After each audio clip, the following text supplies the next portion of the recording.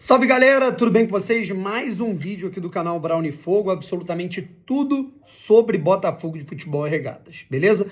Vamos trocar uma ideia, já tem estresse, né? Pra variar, véspera de jogo aí do Botafogo contra o Mirassol no Campeonato Brasileiro, estaremos lá presentes, ainda tô aqui no Rio de Janeiro, tô aqui ainda em Teresópolis. Vamos falar aqui um pouco sobre essa situação do Tuco Corrêa, do Savarino. Tem situação de grana que pode pingar pro Botafogo, de jogador que estava emprestado, que a gente até tinha esquecido. Tem situação envolvendo o Wolverhampton, né? O John Textor agora falando, né, concretamente sobre a situação, premiação atrasada, enfim, muitos assuntos aqui pra gente abordar. Lembrando, esse vídeo está indo ao ar agora.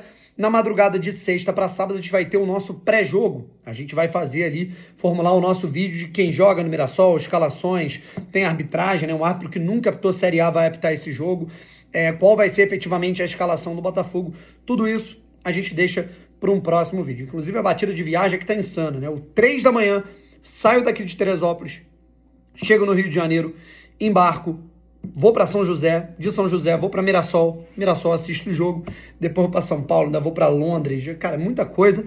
E justamente quem me ajuda a coletar esses dados, né, sintetizar todas essas questões, coletar os números, os índices, né, cara, e organizar tudo para vocês, né, porque a gente consegue ver todos os jogos, é justamente o SofaScore. O SofaScore é o aplicativo que eu uso na palma da minha mão para saber tudo.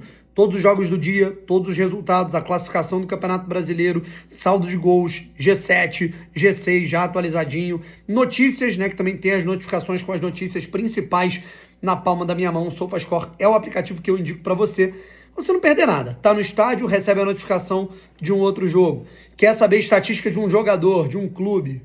Por exemplo, qual o maior número de lesões, né? Qual o número de jogadores lesionados o SofaScore tem? E eu coletei esse dado para vocês. O link tá aqui na descrição. Vamos lá, gente. Informação. Tuco Corrêa está com uma lesão na panturrilha. Pode ficar afastado aí por 4 semanas. Pode, inclusive, voltar só na reta final da temporada. Quando ele finalmente corre e ele marca 2 gols, inclusive quase mete um hat-trick, ele se machuca, é inacreditável. E temos a situação também do Savarino, né? O Savarino teve uma indisposição clínica, não sei se é alguma coisa com febre, né? Mas ele não tem condições, né, de jogar, de ir a campo, de ir pro jogo. O que também não me faz refletir se há um preciosismo da parte da comissão técnica. A gente lembra da tal virose lá que o Montoro pegou. Como é que uma virose, sei lá, cara, ela é tão forte que ela impede o cara de jogar o jogo da temporada contra o Vasco. Mas enfim. Com isso, o Botafogo chegou a 47 jogadores lesionados nessa temporada. A gente já fez um vídeo ontem sobre os jogadores que estão fora da temporada. Montoro, Barreira, o goleiro Neto, Caio Pantaleão, entre outros. E o Botafogo não tem armador para esse jogo, a verdade é essa. A gente não tem o Tuco Corrêa, não tem o Savarino, não tem o Montoro, que foi realizar o sonho dele de jogar na Argentina, não tem o Barreira, que foi realizar o sonho dele de jogar na Colômbia. O sonho dos caras tá tudo em outro lugar, né? No Botafogo não tá. Mas enfim. E é o maior número de lesionados em aspectos musculares da era SAF, tirando a primeira temporada, em que a gente também teve muitas lesões com os erros, né, processuais ali do início da era Luiz Castro, né? Mas a estrutura era outra, né? A estrutura era pior. Agora a estrutura do Botafogo é de bom padrão. E mesmo assim o preparador físico do Botafogo não está conseguindo manter os jogadores. Pelo contrário, eles vão, voltam, machucam, vão, voltam, machucam. É uma loucura. Enfim, um dado curioso, né? E aí a gente puxa para depois como é que vai ser essa escalação. Ela pode, por exemplo, ser Léo Link, Vitinho, Barbosa, David Ricardo de volta, né? Lateral esquerda pode ser o Telles, pode ser o Cuiabano. Meio campo com Newton e Marlon ou Newton Danilo. Inclusive o David Ancelotti deu um indicativo de que ele pode começar a colocar 3 volantes pela ausência de opções. Eu testaria o Arthur no meio, tá? Como eu sempre falei, eu acho que os melhores jogos do Arthur com a camisa do Botafogo, eles foram por dentro, jogando por dentro. Aí numa ponta você pode colocar o Jefinho, na outra você pode colocar o próprio Cuiabano, ou colocar o Jefinho, enfim, e mais à frente o Arthur Cabral ou o Cris Ramos. Mas a escalação fica para outro momento. Fato é que com a virada ontem épica, né, da equipe do Palmeiras, o Palmeiras vai para a final da Libertadores contra o Flamengo, ou seja, de certo teremos um campeão brasileiro. Não teremos a LDU podendo atrapalhar.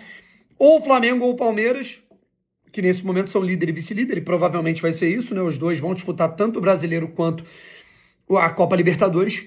E com isso, a gente vai ter o G7. Portanto, o Botafogo volta a uma zona de classificação da Libertadores. O Botafogo em 7º lugar vai para a pré-Libertadores. Porém, o Botafogo já está ali com a galera, né? O Vasco, o São Paulo na cola.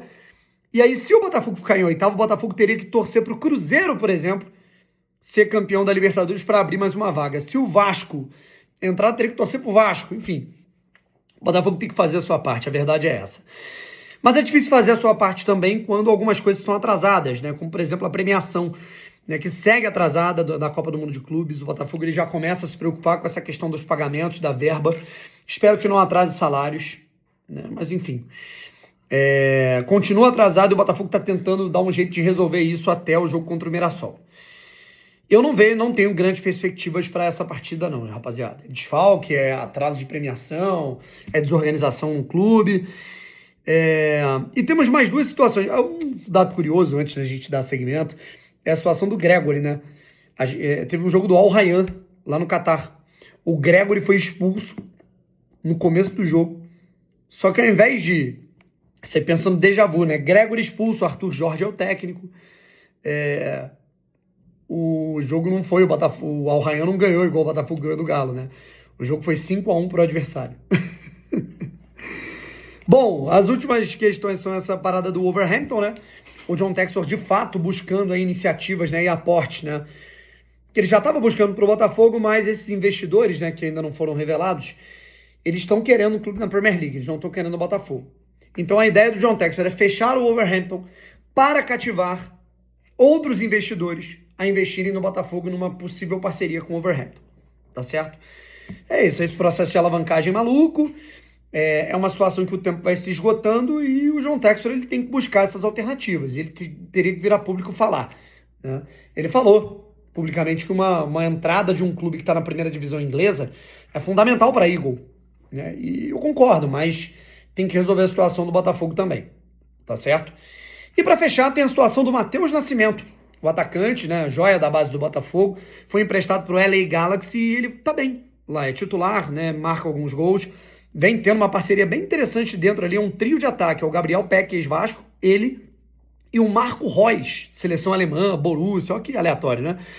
E o LA Galaxy sinalizou que está interessado em comprá-lo em definitivo pelo fator ali da opção de compra, pelo preço médio que foi definido, que pode ser de 7 milhões de dólares, tá legal? É um valor, acho que interessante, nem perto daquilo que o Botafogo pensava, né, projetava, vendeu o Matheus, muito se esperava 20, 15, mas, dada a projeção, tudo que aconteceu, é uma alternativa.